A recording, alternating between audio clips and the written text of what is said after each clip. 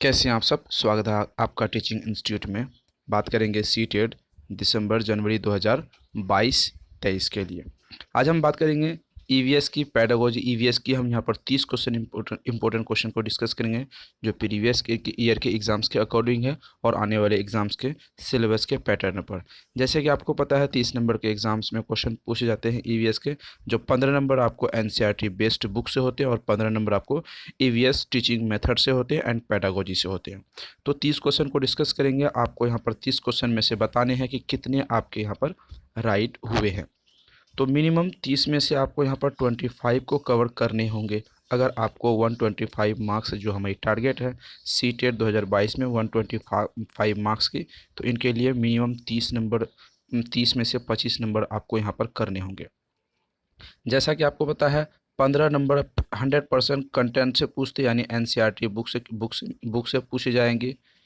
आपको NCERT book से पूछे जाएंगे। अगर आप पेपर फर्स्ट की तैयारी करते हैं तो एनसीईआरटी बुक का क्लास 3 से क्लास 5 तक आपको पढ़ने होते हैं।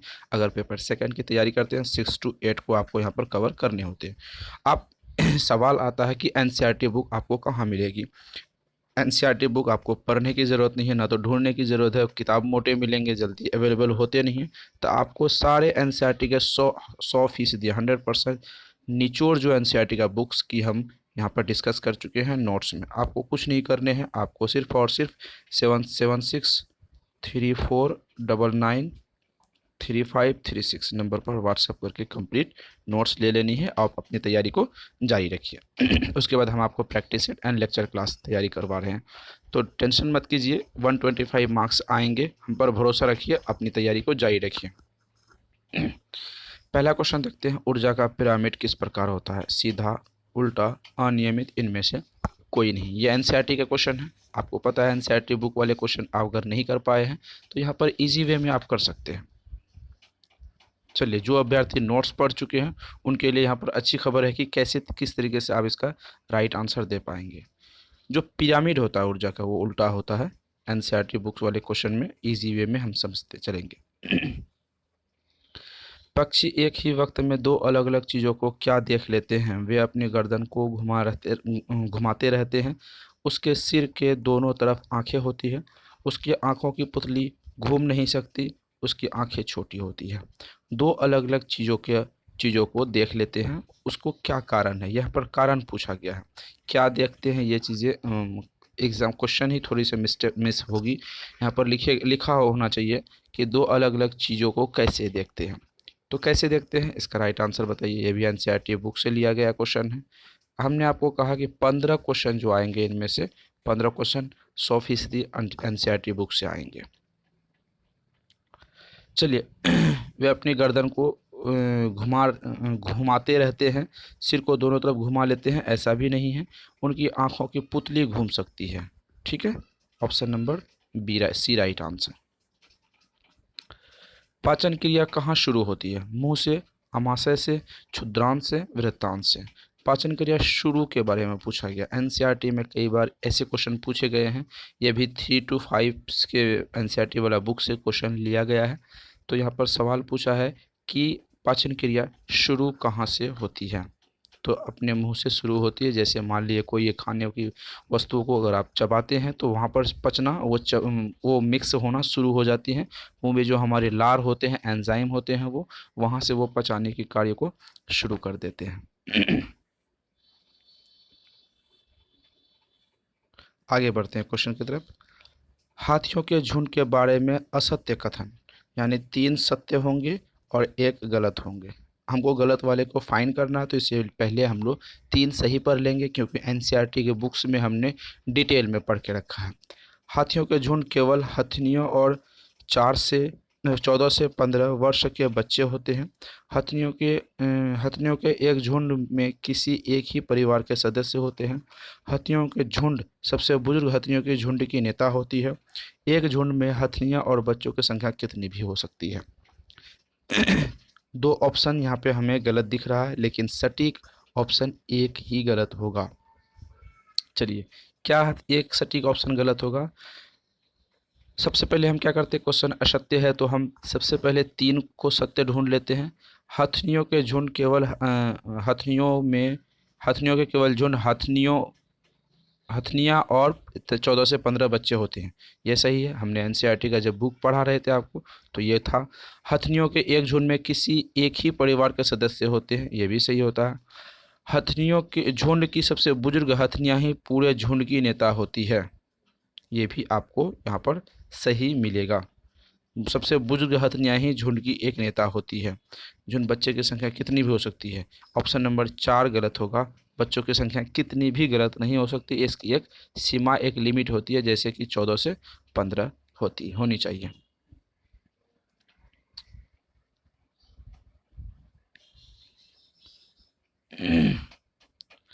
आगे बढ़ते हैं क्वेश्चन की तरफ। कश्मीर में पाई जाने वाली नक्काशी रहित हाउस बोट कहलाती है? शिकारा, डोंगा, रेबो, इग्लू। क्या होगा यहाँ पर? शिकारा, डोंगा, रेबो, इग्लू। कश्मीर में पाई जाने वाली नक्काशी सहित हाउस को क्या कहते हैं? डोंगा कहते हैं। ऑप्शन नंबर क्या हो जाएगा यहाँ पर? B right answer. कश्मीर के झीलों में जो बोट होते हैं, जो नाव होते हैं, उनमें बहुत सारी खूबसूरत नक्काशी रहती है। उसे हम लोग तो यहाँ पर इग्लू, किसी जगह इसको रेबो भी कहते हैं, लेकिन कश्मीर में इसके डोंगा के नाम से जानते हैं। निम्नलिखित में से कौन सा अंतर्राष्ट्रीय संस्थान, कौन सी संस्थान वन्य जीव अभ्यारण्य के प्रति समर्पित है? वाह, सीटेट वाले क्वेश्चन, रिपीटेड क्वेश्चन, कई बार जितने क्वेश्चन आप देख रहे हैं वे सारे के सारे क्वेश्चन रिपीटेड किए हुए हैं।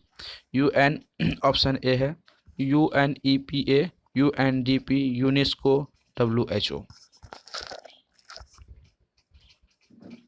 Option number B right answer हो जाएगा। चलिए आगे की तरफ बढ़ते हैं।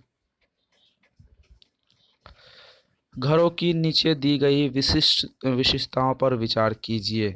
निचली मंजिल में कोई खिड़की नहीं, पेड़ के तनों की लकड़ियों में बनी ढालू छतें, पत्थर के खंभे पर जमीन से लगभग 10 से 12 फुट ऊंचाई पर बने घर, पत्थर, गारा और चूने से बनी मोटी दीवारें, लकड़ी के फर्श। आगे बात करते हैं। लेह और लद्दाख के घरों में ऊपर दी गई कौन सी विशेषताएं नहीं पाई जाती? वाह, कहीं ना कहीं कन्फ्यूज करने वाली क्वेश्चन है। यहाँ पर बात की गई है लेह और लद्दाख के घरों में ऐसी कौन सी इनमें से जो विशेषता होती है नहीं पाई जाती है। ये चीज़ें आपको ध्यान में रखनी है। चलिए, हमने जब पढ़ा था तो उसके बारे में पहले बात करते हैं, कौन कौन सी चीज़ें नहीं था। निचली मंजिल में कोई खिड़की, ये तो सही था। पेड़ के तनों की लकड़ियों से बनी ढालू छतें, ये नहीं था। ऑप्शन नंबर बी नहीं था वहाँ पर।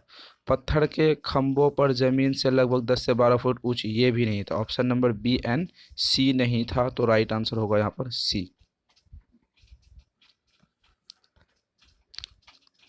निम्नलिखित में से कौन सी बीमारी रुके या इकट्ठा हुए पानी में नहीं होती है? ऐसा कौन सा जो बीमारी है जो रुके हुए या इकट्ठा हुए पानी में नहीं होती है? Malaria, polio, dengue, chikungunya. देखिए, कोई भी पानी होती है, पानी में मलेरिया होती है, डेंगू होती है, चिकनगुनिया होती है, लेकिन पोलियो जो होती है वो जो वायरस से होती है, ये बीमारी वाली ये पानी से नहीं होती है। वायुमंडल की सबसे निचली परत को क्या कहते हैं? क्षोभ मंडल, समताप मंडल, आयन मंडल, इनमें से कोई नहीं। वायुमंडल के सबसे निचली परत को यहाँ पर क्या कहा जाता है, ये चीज़ें आपसे पूछी गई है। तो वायुमंडल के सबसे निचली परत के बारे में अगर हम यहाँ पर बात करें तो ऑप्शन नंबर ए हो जाएगी क्षोभ मंडल। ऑप्शन नंबर ए हो जाएगी क्षोभ मंडल। आगे बात करते हैं। जंग लगने के लिए आवश्यक है ऑक्सीजन, नमी, इनमें से दोनों, इनमें से कोई नहीं। जब एक लोहा है, लोहा को अगर जंग लगने के लिए दो चीज़ों की ज़रूरत आवश्यक होती है। सबसे पहले ऑक्सीजन लोहे में पहुंचनी चाहिए, दूसरा उसमें एक नमी होनी चाहिए। अगर ये दो चीज़ें लोहा को बाहर में अगर हम छोड़ देते हैं तो कुछ दिन बाद उसमें जंग लग जाती है। तो ऑप्शन नंबर ए और बी दोनों यहाँ पर सही हो जाते हैं।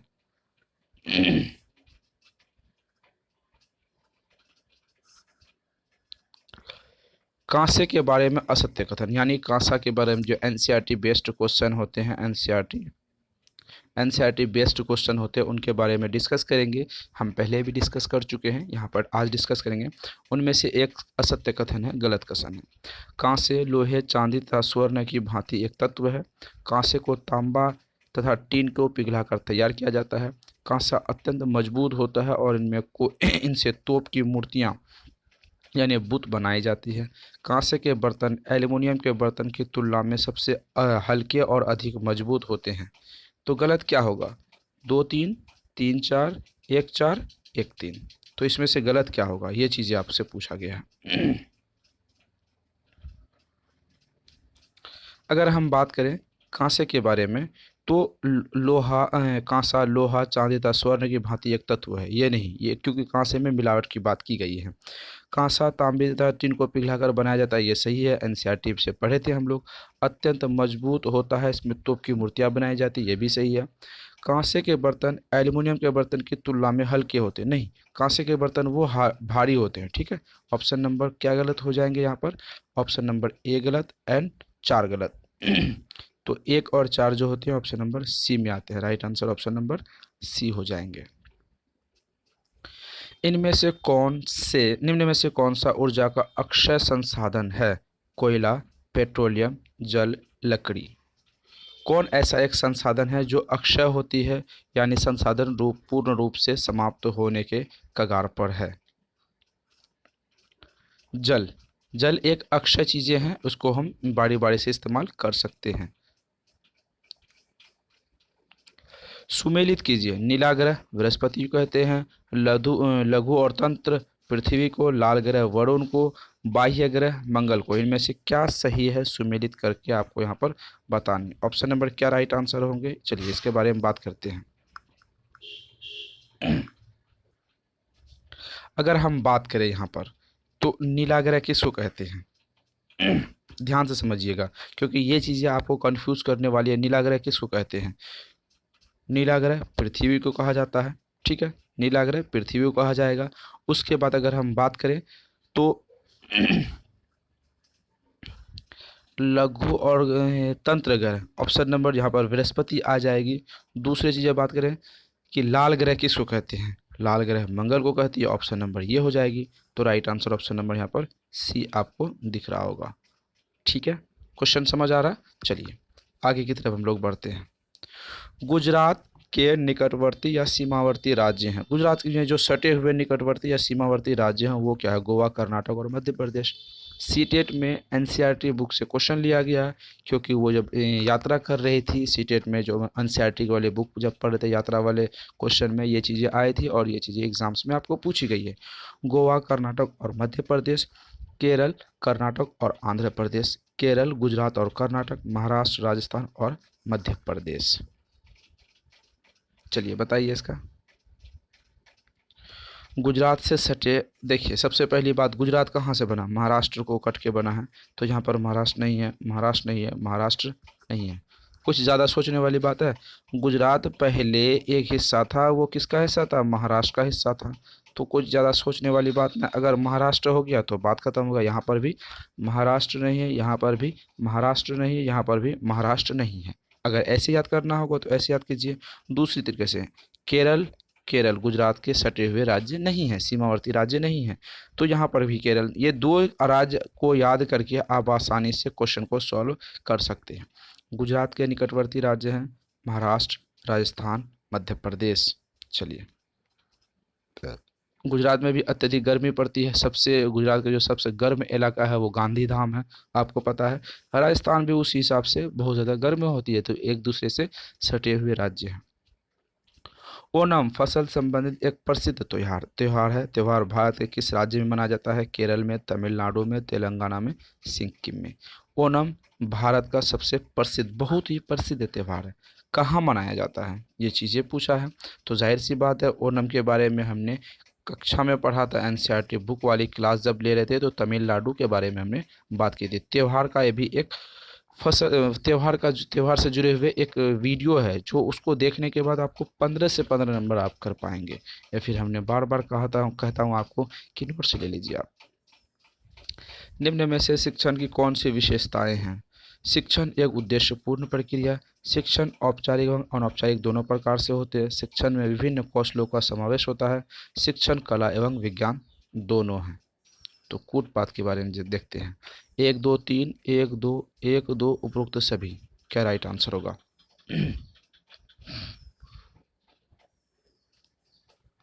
चलिए, अगर हम बात करें कौन सी विशेषता, शिक्षण की कौन सी विशेषता। शिक्षण एक उद्देश्यपूर्ण प्रक्रिया, सही हो जाएगा। शिक्षण औपचारिक अनौपचारिक दोनों रूप से होती है, फॉर्मल इनफॉर्मल दोनों होती है। शिक्षण में विभिन्न कौशलों का समावेशन होता है, ये भी सही। शिक्षण कला एवं विज्ञान दोनों है, तो राइट आंसर क्या हो जाएगा उपरोक्त में से सभी। शिक्षण के बारे में ऑप्शन नंबर सभी सही हो जाएगा। पर्यावरण अध्ययन के शिक्षक को निम्नलिखित में से कौन से पर्यावरण शिक्षण के उद्देश्य को अनुसार नहीं करनी चाहिए। चलिए, आपके यहाँ पे टीचिंग मेथड शुरू हो गए हैं। एवीएस के टीचिंग मेथड में यहाँ पर पहला क्वेश्चन आपको नेगेटिव पूछ लिया गया है। दूसरा क्वेश्चन, शिक्षार्थियों में पर्यावरण के प्रति साकल्याणवादी दृष्टिकोण का विकास करना, मनुष्य के जीवन पर पड़ने वाले पर्यावरण के विभिन्न प्रभावों को अवगत कराना, विज्ञान के आधारभूत प्रयत्नों और सिद्धांतों को रटकर याद करना, प्राकृतिक तमन्ना और उसके कारणों को बताना। ऑप्शन नंबर क्या यहाँ पर सही होंगे। क्वेश्चन अगर यहाँ पर नेगेटिव पूछा है, क्वेश्चन क्या पूछा है नेगेटिव, तो तीन ऑप्शन सबसे पहले आप सही कर ले। तीन ऑप्शन सबसे पहले आप सही कर ले, बाकी एक ऑप्शन आपको गलत मिल जाएंगे।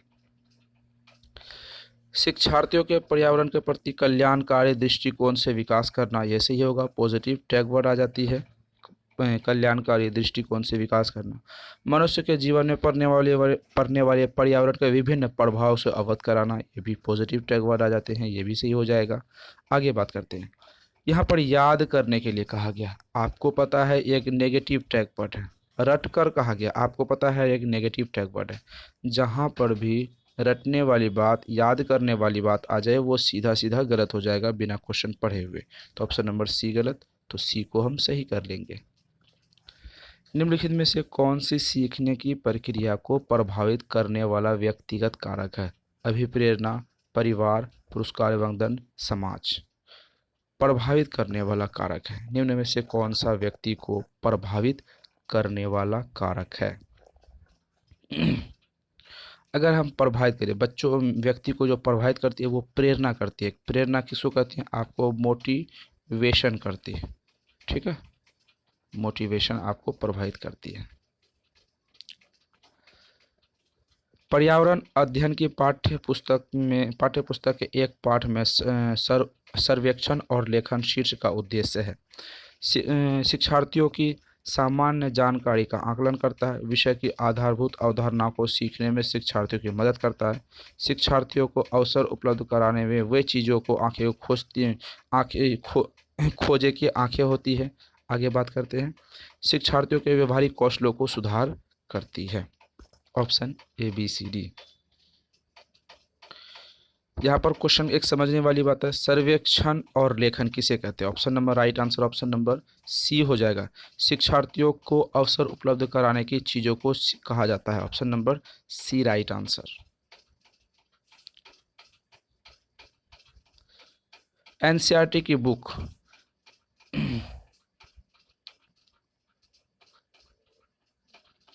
एनसीईआरटी की पाठ्य पुस्तक में पर्यावरण अध्ययन के उच्च प्राथमिक स्तर स्थान को दिया गया है। चिंतन और विस्मय के लिए शिक्षार्थियों को अवसर उपलब्ध कराना, विषय की आधारभूत संकल्पनाओं की व्याख्या करने के लिए, तकनीक शब्दावली की सटीक परिभाषा उपलब्ध कराने के लिए, अधिक संख्या में अभ्यास प्रश्नों को शामिल करने के लिए। एनसीईआरटी बुक में पाठ्य पुस्तकों पर जो उच्च प्राथमिक स्थान को दिया गया है, इनमें से कौन है। जाहिर सी बात है, चिंतन और विस्मय के विद्यार्थियों को अवसर कराना। देखिए, चिंतन और विस्मय ये चीज़ें हो गई, बच्चे अगर चिंतन करते हैं तो वो पॉजिटिव टैग वर्ड आ जाते हैं। दूसरा, अवसर एक पॉजिटिव टैग वर्ड है, तो सीधा सीधा ऑप्शन नंबर ए यहाँ पर आपके राइट आंसर होंगे। एनसीएफ 2005 नेशनल करिकुलम फ्रेमवर्क के अनुसार पर्यावरण अध्ययन की थीम पाठ्यक्रम में है 4, 5, 6 और 8। कौन सी थीम है। तो right answer option number C 6 हो जाएगी। शिक्षार्थियों को सामाजिक असमानताओं, सामाजिक कुरीतियों, प्रदूषण आदि विषय को पढ़ाने हेतु कौन सी विधि सबसे उपयुक्त होगी। सहयोगात्मक अध्ययन विधि, अन्वेषण विधि, क्रियात्मक विधि, भ्रमण विधि। Option A B C D आपके सामने है, इसको राइट आंसर बताइए। सवाल कुरीतियों के बारे में पूछा, प्रदूषण के बारे में पूछा, सामाजिक असमानताओं के बारे में पूछा। जब विद्यार्थी शिक्षार्थी जो भी अध्ययन करते हैं इन चीज़ों के बारे में पढ़ेंगे तो सबसे ज़्यादा उपयुक्त बेहतर कौन सी विधि यहाँ पर हो जानी है। तो सवाल का राइट आंसर ऑप्शन नंबर क्या हो जाएगा, ए सहयोगात्मक अध्ययन विधि। क्वेश्चन समझ आ रहा, क्वेश्चन के बारे में डिटेल में डिस्कस करते चलेंगे। पर्यावरण अध्ययन में विषय वस्तु थीम आधारित उपागम को अपनाने के लिए मुख्य उद्देश्य है। यह पाठ्य योजनाओं को एक ढांचा प्रदान करने और शिक्षण अधिगम प्रक्रिया को मदद करते हैं। यह शिक्षण को अधिक रोचक और गतिविधि आधारित बनाने में याद करते हैं। यह विषय सीमाओं को नरम सौम्य बनाने को संपूर्णता में ज्ञान का प्राप्त करने में मदद करता है। यह अवधारणाओं, मुद्दों और कौशलों के बाह्य विस्तार को सम्मिलित करने में मदद करता है। Options A B C D. ध्यान से ऐसे क्वेश्चनों को आप सोचिए और ऐसे क्वेश्चनों को राइट आंसर जो आप कर पाएंगे बस अपनी कॉमन सेंस के आधार पर कर पाएंगे। जैसे पर्यावरण अध्ययन में विषय वस्तु थीम आधारित उपागम को मुख्य उद्देश्य क्या होती है, जो थीम थी उनके मुख्य उद्देश्य के बारे में पूछा है। बस क्वेश्चन की पीक को पकड़ना है। यह पाठ्य योजना को ढांचा प्रदान करती है, अपने सिलेबस को पढ़ाने के लिए वो एक सिलेबस को एक रंग रूप प्रदान करती है और शिक्षण अधिक प्रभावी को मदद करती है। ऑप्शन नंबर ए यहाँ पर राइट आंसर हो जाएगा। ज़्यादा सोचने वाली बात यहाँ पर कुछ नहीं है। पर्यावरण अध्ययन की प्रकृति निम्न में से किसका समर्थन करती है?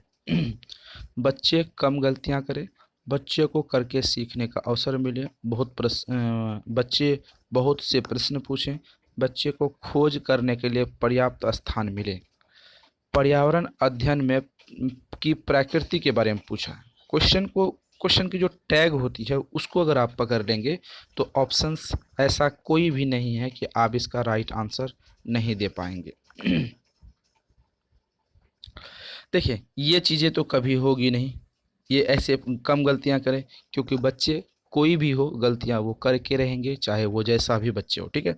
तो बाकी जो ऑप्शन नंबर 2 है सीखने का अवसर मिले, ये पर्यावरण की प्रकृति है। बच्चे बहुत से प्रश्न पूछे, ये भी पर्यावरण की प्रकृति है। बच्चे को खेल करने के लिए पर्याप्त स्थान मिले, ये भी पर्यावरण की प्रकृति है। तो राइट आंसर 3, 2, 3, 4 हो जाएंगे। Option number C. गहन जांच पड़ताल वाले के कल्पनापरक प्रश्न से डैश का विकास होता है। चिंतन कौशल, बोलने संबंधी कौशल, अवलोकन संबंधी कौशल, संवेगात्मक कौशल। सवाल सीधी है और जवाब भी इसका सीधा ही होना चाहिए। अगर आपसे पूछा जाएगा गहन जांच पड़ताल के लिए कौन सा विकास होगा बच्चे में, जाहिर सी बात है चिंतन का विकास होगा। क्या कुछ ज़्यादा सोचने वाली बात है? अगर आप किसी चीज़ के बारे में गहन अध्ययन करते हैं, सोचते हैं, तो चिंतन कौशल तो विकास होगी, और कुछ विकास होने की संभावना तो हमें नहीं दिख रही है। शिक्षार्थियों को पोषण प्रकरण से परिचित कराने का सबसे उचित तरीका है। श्याम पट पर पाचन तंत्र का आरेख बना दीजिए। पोषण तत्वों से भरपूर विभिन्न प्रकार के भोजन का उदाहरण दीजिए। विभिन्न प्रकार के भोजन को प्रदर्शित करने वाले चार्ट प्रयोग कीजिए। शिक्षार्थियों को कहना चाहिए कि वे अपने टिफिन बॉक्स को खोले और उसके तत्व अवलोकन करें, उसके बाद उन्हें व्याख्यान करने चाहिए।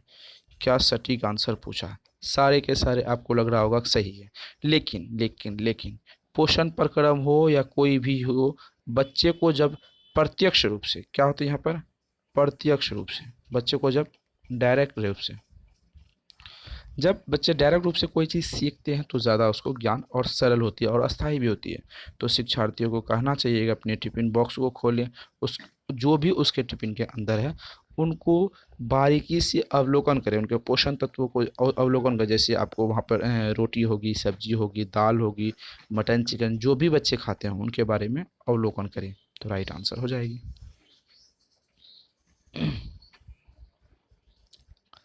पर्यावरण अध्ययन की पाठ्य पुस्तकों में कविता और कहानियों को शामिल करने का निम्नलिखित मुझसे कौन सा उद्देश्य नहीं है? विषय में रुचि का विकास करना, नित्य और एक रस विषय वस्तु में बदलाव करना, शिक्षार्थियों को आनंद और मज़ा उपलब्ध कराना, शिक्षार्थियों में कल्पनाशीलता और सृजनात्मकता को बढ़ावा। 1 3 4 है, 3 2 3 4 है, 1 2 4 है, 3 और 4 है। इनमें से कौन राइट आंसर होगा?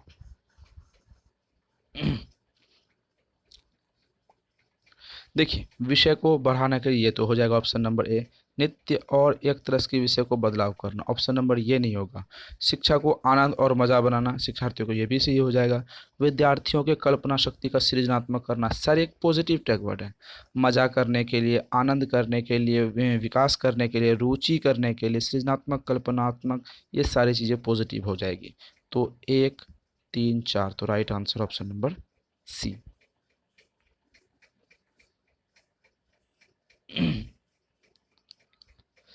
खाद्य श्रृंखला की कल्पना को पढ़ाने के लिए सबसे प्रभावी तरीका, विद्यार्थियों को इंटरनेट संबंधी जानकारी एकत्रित करने का के लिए कहना, श्याम पर लिखी खाद्य श्रृंखला के लिए सभी उदाहरण को देख कर लिखने के लिए विद्यार्थियों से कहना। आगे देखते हैं ऑप्शन नंबर सी, जीवों के प्ले कार्ड्स बनाना और विद्यार्थियों के समूह को विभिन्न खाद्य श्रृंखलाओं को सोचते हुए उन्हें व्यवस्थित करने के लिए कहना, विभिन्न आवासों में चलने वाली संभावित खाद्य श्रृंखला की खोज करने के लिए कहना।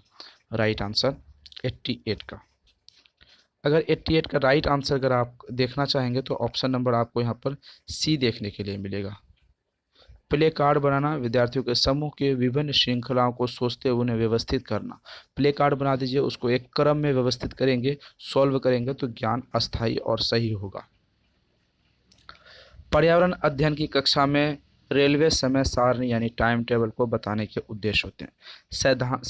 सैद्धांतिक तथ्यों को व्यवहारिक रूप में समझना, देश के विभिन्न भागों के विषय की जानकारी देना, रास्तों में आने वाले विभिन्न स्टेशनों के बारे में जानकारी देना, उपरोक्त में से सभी। देखिए, रेल के बारे में, रेल का जो टाइम टेबल होता है वो 24 आवर्स वाला होता है। उसे सैद्धांतिक तथ्यों के व्यवहारिक रूप के समझना। ऑप्शन नंबर ए यहाँ पर राइट आंसर हो जाएंगे। अब बाकी कुछ नहीं होगा, अगर आप ज़्यादा सोच रहे हैं तो ये गलत हो जाएगा। निम्नलिखित में से मूल्यांकन का कौन सा उद्देश्य नहीं है? इवोल्यूशन आप पढ़े हैं? हाँ, बारीकी से पढ़े हैं। मूल्यांकन, अगर इवोल्यूशन आपने पढ़ा है तो इनमें से एक ऑप्शन जो होगा वो नहीं होगा, 3 ऑप्शन सही होगा। अध्ययन अध्यापन को प्रभावशाली बनाना, शिक्षकों की कुशल एवं सफलता का पता लगाना, उपरोक्त में से कोई नहीं। देखिए, अगर हम बात करें यहाँ पर अध्ययन के बारे में, अध्ययन अध्यापन को प्रभावशाली बनाते, ये सही हो जाएगा। शिक्षकों की कुशलता एवं असफलता को पता लगाना, तो ये भी सही हो जाएगा। तो राइट आंसर क्या होगा? Option number C, B, A and B दोनों। तो चलिए, ये थे आज के हमारे मोस्ट इंपोर्टेंट 30 क्वेश्चन। आपको 30 में से कितने किए आप कमेंट सेक्शन में ज़रूर बताइएगा। 7634993536 इस नंबर पर व्हाट्सएप करके कंप्लीट नोट्स आप ले सकते हैं। नोट्स लेने के लिए आपको इस नंबर पर व्हाट्सएप करनी होगी। तो कैसी क्लास लगी अपनी कमेंट सेक्शन में ज़रूर बताइएगा। फिर मिलते हैं अगली वीडियो में। Thank you.